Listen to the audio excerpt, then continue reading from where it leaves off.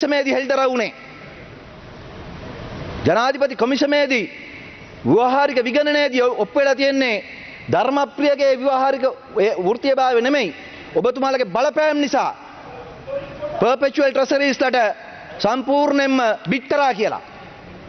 රජයේ බැංකුවක් ලංකා බැංකුව රජයේ බැංකුවකට ප්‍රාථමික තරවුකරුවෙක් හැටියට බිට් කරන්න පුළුවන්කම තියෙද්දි ලංකා බැංකුවේ තිබිච්ච තැන්පතු කවුද නිර්දේශ කළේ perpetual treasuries වලින් බිට් කරන්න? ඔබතුමාට හෘද සාක්ෂි මතක නම් මතකයි ඒක. ඔබතුමාගේ හෘද සාක්ෂිය මතක නම් ඔබතුමාට මතකයි ඒක. ඒවා ඉදිරියේදී පරීක්ෂණ කෙරෙන්න තියෙනවා. ඒවා පරීක්ෂණ කෙරෙනවා නිසා බව දන්න නිසා තමයි පොලිමේ පෙරහැර එන බව දන්න නිසා තමයි අද ශ්‍රේෂ්ඨාධිකරණයට අභියාචනාධිකරණ වලට විනිසුරුවන් පත් කිරීම පිළිබඳ ගැටලුවක් විපක්ෂයට ඇවිල්ලා තියෙන්නේ. ගැටලුවක් ඇවිල්ලා තියෙන්නේ. තාම මේක ඉවර නැහැ. රවි මන්ත්‍රීතුමා තාම මේ ක්‍රියාවලිය ඉවර නැහැ. මහා බැංකු බැඳුම් කර වංචාව පිළිබඳව ගනුදෙනුව తాවකාලිකව බහා තබලා තියෙන්නේ. හරිද? ඒක බහා තබලා තියෙන්නේ. හැබැයි අපි දන්නවා ඒකත් විභාගයට ගන්න තියෙනවා. ඒකෙදි ඔබතුමාලා මේ පැත්තේ ඉඳලා කිව්වේ මොකද්ද? perpetual treasuries එකේ තැන්පතු තියෙනවා. මේ ගනුදෙනුව ආවරණය කරගන්න. එහෙම නැත්නම් ගනුදෙනුවේ පාඩුව ආවරණය කරගන්න කියලා. අවසානයේ ඔබතුමාලාට පුට් නෝට් දාලත් බේරගන්න බැරි නිසා පිළිගන්න සිද්ධ වුණා. ඊට පස්සේ ඔබතුමාලා අවසානයේ එක තහවුරු ගන්න හැදුවේ මොකද්ද? ප්‍රශ්නයක් නැහැ පාඩුවක් වුණාට ඒකේ පාඩුව අපිට දරා ගන්න තැන්පතු තියෙනවා කියලා. හැබැයි 2045 වෙනකන් කල්පිරෙන්න තියෙනවා මේ බැඳුම් කර. 2045 වෙනකන් කල්පිරෙන්න තියෙනවා. ඒක නිසා පොලි අනුපාත ඉහළ ගියා. ඒක නිසා ණය ගන්න සිද්ධ වුණා. ඒක නිසා ඩොලර් ණය ගන්න සිද්ධ වුණා. ඒකේ පාඩුව ගණන් හැදුවොත් කැල්කියුලේටර් එක ඉඩ නැති වෙන තරමට 2045 වෙනකන් යනවා. 2045 අවසාන බැඳුම් කර කල්පිරෙන්නේ. ඒවට මේ විවාද තිබුණේ නැහැ. මේක 2.5ක්. මම මේක සාධාරණීකරණය කරන්නේ නැහැ. නමුත් මම කියන්න ඕන මේ සයිබර් ඇටැක් එකක්. අරක මනුස්ස ඇටැක් එකක්. අරක සයිබර් ඇටැක් එකක් නෙමෙයි.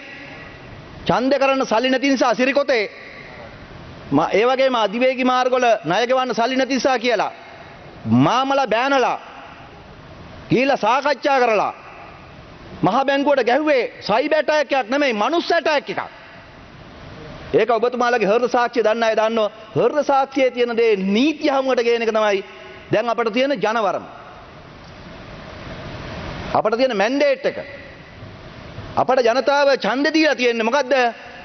ඒ ඔබතුමාලගේ හෘද සාක්ෂිය දන්න අපේ දන්න අපට දැනෙන සාක්ෂි සටහන් වලදී ඒ දවස්වල සජීවී විකාශය තිබුණ නැති නිසා ඔබතුමාලා කියපුවා කරපු අපි දන්න ඒ ගනුදෙනුවේදී සාක්ෂි වසන් කරන්න පගාව ගත්ත කට්ටිය කියපු කරපු දේවල් දන්න ඒවට පොත් ලියපු අය ඉන්නවා මේකේ. ඒවා වහන්න.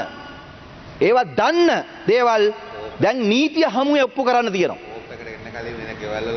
ඔව් ඒවා සාකච්ඡා කරපුවා, ගෙවල් බදු දීපුවා, ගෙවල් රෙන්ට් එකට දීපුවා, ගෙවල් ලැබිච්ච තෑගි දීපුවා, එපාර්ට්මන්ට් හම්බෙච්ච ඒවා අපි දන්නවනේ.